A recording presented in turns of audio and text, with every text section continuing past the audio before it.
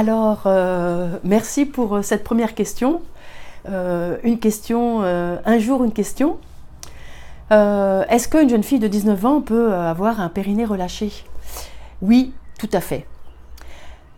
C'est une idée reçue que de dire que l'accouchement provoque les relâchements du périnée. En fait, l'accouchement est un révélateur.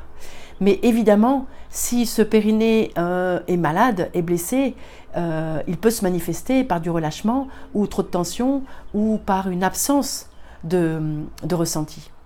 Alors ce qui est intéressant, c'est que la personne qui m'a posé la question, c'était pour sa fille, tout de suite m'a répondu, en fait j'ai posé cette question, je ne savais pas quoi répondre quand ma fille m'a posé cette question, parce que je ne sais pas, et puis ensuite parce que ça a touché mon histoire et celle de ma famille.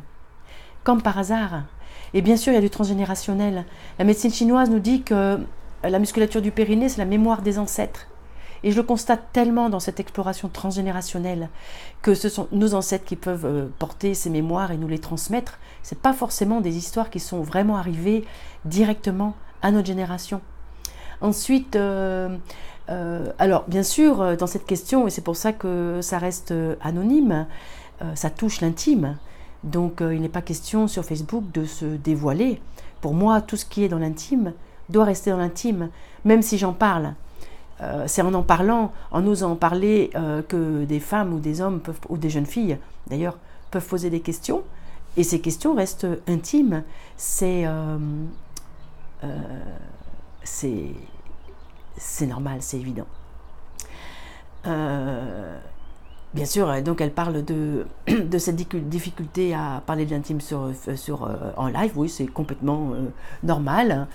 En tout cas, elle dit aussi que ça fait écho à mon histoire, car j'ai vécu très longtemps dans l'ignorance et le rejet de mon périnée, ma vulve et mon intimité.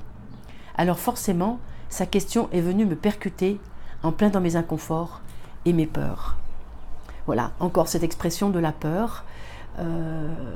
Merci d'exprimer cette peur, c'est déjà un immense pas. Merci pour cette question. Et puis, bien sûr, pour toutes les personnes qui se sentent concernées, je propose des entretiens individuels pour aider à libérer, aider à aller vraiment mieux dans cette intimité.